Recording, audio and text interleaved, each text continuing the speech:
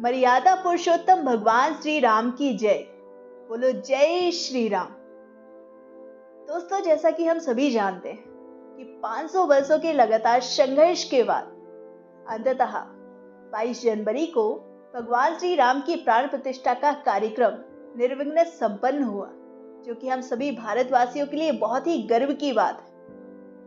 इसी के साथ आज के इस वीडियो में मैं आप सभी के लिए रामायण से जुड़ी 5 ऐसी सीख लेकर आई हूं जिन्हें हम सभी को अपने जीवन में आत्मसात करना चाहिए।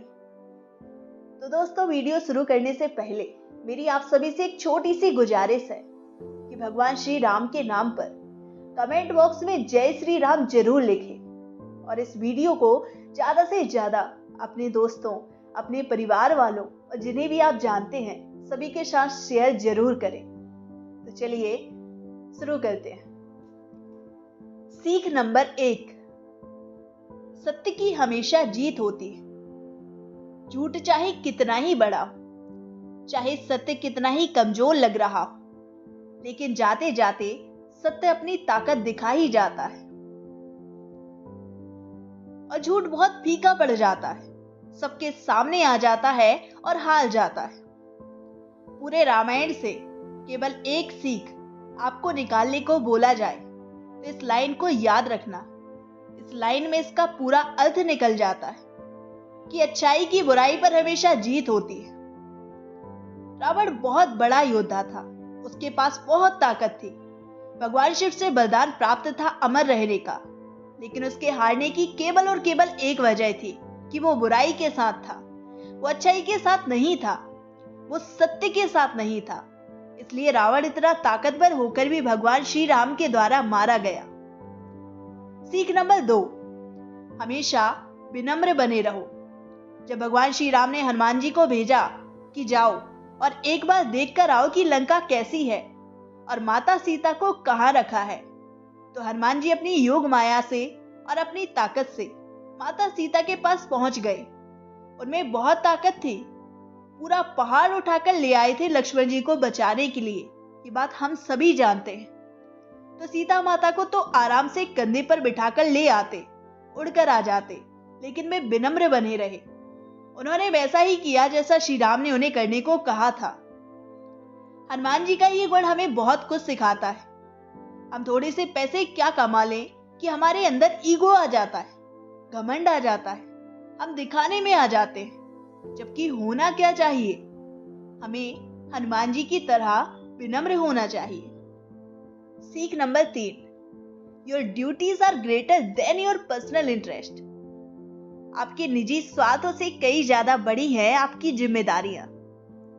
भगवान श्री राम को पुरुषोत्तम क्यों कहा जाता है? क्योंकि श्री राम से ज्यादा उत्तम कोई और पुरुष है ही नहीं सृष्टि में। और जब वो खुद इतने उत्तम हैं, तो फिर उन्होंने रामायण के अंत में माता सीता को क्यों छोड़ा और सीता माता क्यों जंगल निवास में गई? दरअसल उनका मानना था कि राजा और रानी वो होते हैं जिन पर प्रजा भरोसा करे, जिन पर बिल्कुल भी संदेह ना करे, बिल्कुल भी संकोच ना करे। एक धोबी ने संदेह किया माता सीता पर और भगवान राजपाट छोड़कर सीता माता के साथ जंगल जाने को तैयार हो गए दोबारा। लेकिन श्री राम इसलिए नहीं जा पाए क्योंकि उनके किसी भी छोटे भाई ने राजा बनने से इनकार कर दिया, क्योंकि उनके धर्म के विपरीत था कि बड़े भाई के होते हुए हम छोटे भाई कैसे राजा बन सकते हैं, कैसे राजा बनने का सुख भोग सकते हैं। और अंत में यही हुआ कि श्री राम को ही राजा बनकर रहना पड़ा और सीता माता को छोड़ना पड़ा। इस पूरे इंसिडेंट से हमें क्या सीखने को मिलता है? इस इंसिडेंट से हमें सीखने को मिलता है कि आपका निजी जीवन, आपकी पर्सनल लाइफ, आपकी जिम्मेदारियों से कभी ऊपर नहीं हो सकती। इसलिए श्री राम पुरुषोत्तम थे।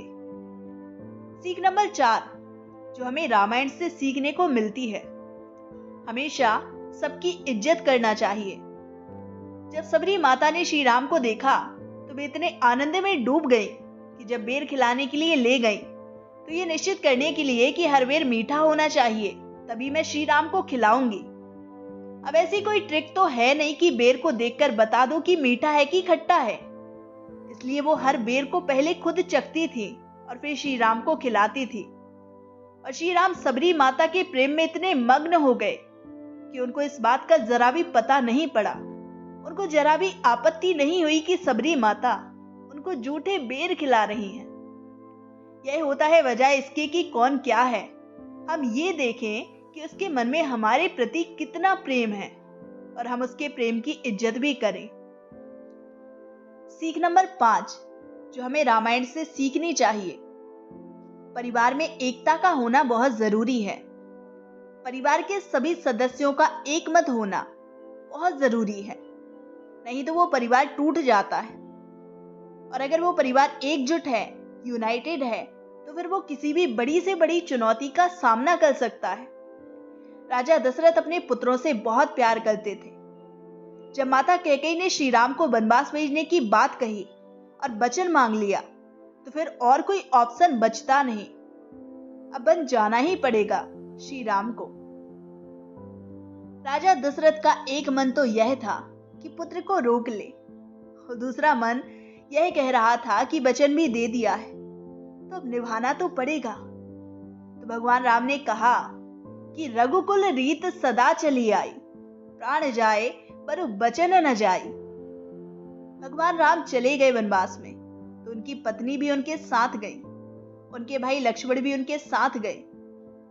जब वे सब वन को चले गए तो उनके पिता राजा दशरथ ने दुख ही दुख में अपने प्राण त्याग दिए, जिससे पता चलता है कि वो कितना प्रेम करते थे अपने पुत्र से, कितना प्रेम था उनके परिवार में। और जब राजा दशरथ स्वर्ग चले गए तो अब राजा कौन बने? कायदे से तो श्री राम को बनना चाहिए, वो है नहीं, तो उनके बाद में जो बड़ा है वे बनेंगे, यानी लक्ष्मण जी, पर वो भी नहीं है। तो अब भरत जी का नंबर आया। आजकल की पॉलिटिक्स होती तो आराम से बन जाते भरत, लेकिन श्री राम के भाई भरत ने श्री राम के चरण पादुकाएं यानी उनकी चप्पल को सिंहासन पर रखकर भगवान श्री राम के नाम पर राज्य का कार्यभार संभाला और अपने आप को कभी राजा नहीं माना और कभी अपने राज्य पर आंच नहीं आने दी। ये होता है आजकल का प्रेम, जो आजकल पता नहीं कहां खो गया है। हर चीज के टुकड़े हो जाते हैं भाइयों के बीच, ये तेरा ये मेरा, दैट्स इट। हमें रामायण से ये सीखना चाहिए कि परिवार अगर एकजुट रहता है तो हर मुसीबत का, हर रावण का सामना बड़े आराम से किया जा सकता है। तो दोस्तों, आपको इन 5 सीख में से कौन सी सीख सबसे ज्यादा अच्छी लगी, हमें नीचे कमेंट बॉक्स में कमेंट करके जरूर बताएं।